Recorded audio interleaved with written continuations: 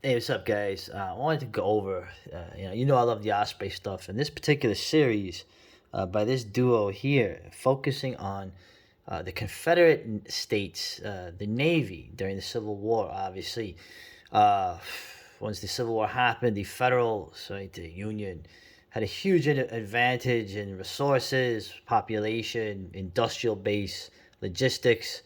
The Confederacy had to sort of make things out of scratch, which was going to be hard for a more agrarian, newly formed nation. The Anaconda strategy was put into place right away by the Federals, okay, trying to choke the supply lines of the Confederacy. Obviously, the Mississippi River, uh, all the ports from Texas to New Orleans, all the way going up to Charleston. Of course, the fame Charleston was a huge bay. I remember the video I took there, and up to the Virginia coast. And the Confederacy, they couldn't go head to head, obviously, with the Union. So they did their best to try to work around it with not a lot of resources, but a lot of guts and a lot of ingenuity. Okay, of course, the ironclads are very famous. Even as a kid, I remember the Monitor and the Merrimack. Okay, even though it was really called the Virginia at that point, which was the Confederate ironclad, and the Monitors, which are kind of cool. I kind of the turreted, boats, like flat boats, I guess. Very interesting. Of course, as kids, we heard about that. When I was young, I rooted for the Union. Well, I guess I've changed now. I'm a traitor. But of course, the other thing that gets the famous attention, at least to me, or to more recently, the Confederate submarines and torpedo vessels. Right, the first submarine to destroy an enemy ship was the Hunley, the famous Hunley. But also you had torpedo boats. Okay, now torpedoes, you don't have the torpedoes you're shooting off yet. This you have to stick them in the ship, which is part of the problem you had, which was probably what did the Hunley in.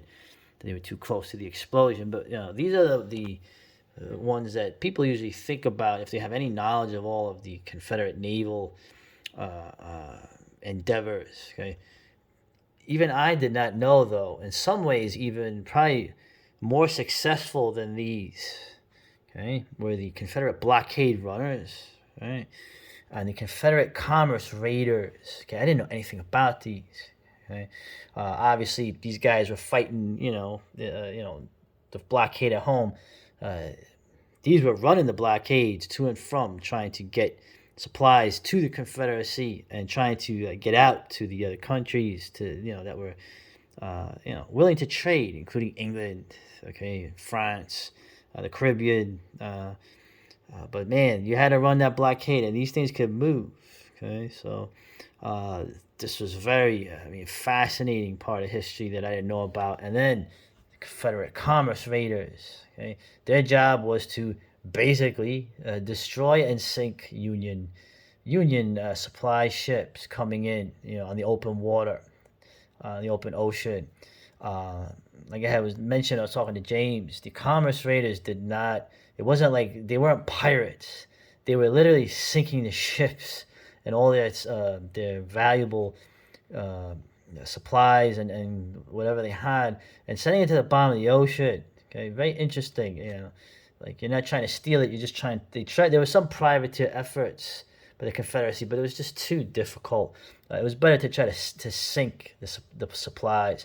And of course, these men didn't sink the ships and kill the crew heartlessly. They would take over the ship, put the people on boats. Not leave them in the ocean to die. There were waterways already. Of regularly scheduled ships. They didn't kill the people unless they were fighting them. And fascinating. The last Confederate commerce raider to finally surrender. It was literally half a year after the war ended. The guy didn't even know. But this is just a little summary. I'm gonna get into each one in depth. I just wanted to do a short video of it. Really great writing, great artwork, great actual photographs. Because now you have photos. It's the 18. So many just really cool. Osprey, quality, just quality. the art. I mean, I know some of the digital stuff they're doing. Right? Look how futuristic that looks. It looks very steampunkish, right? I always hated that term, steampunk. Right? But just a great little series here by these two men. I'll tell you the name: Angus Konstam and Tony Bryan. So, look at the painting. Look at this. Was a great, man. This is some battle, man.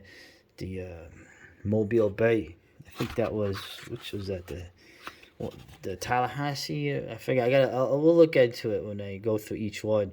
Man, this thing had no. This thing was literally outnumbered. I mean, this was fighting more ships than you see here, and they still gave a good account of themselves, which is pretty much the story of the Confederacy, the Confederate military. The lost cause myth. Yeah, it's like, dude, yeah, it's like, it's beyond all that stuff. Okay. Anyway, we'll go into each one as a separate little thing. I won't make these videos too long. I just wanted to give a little overview.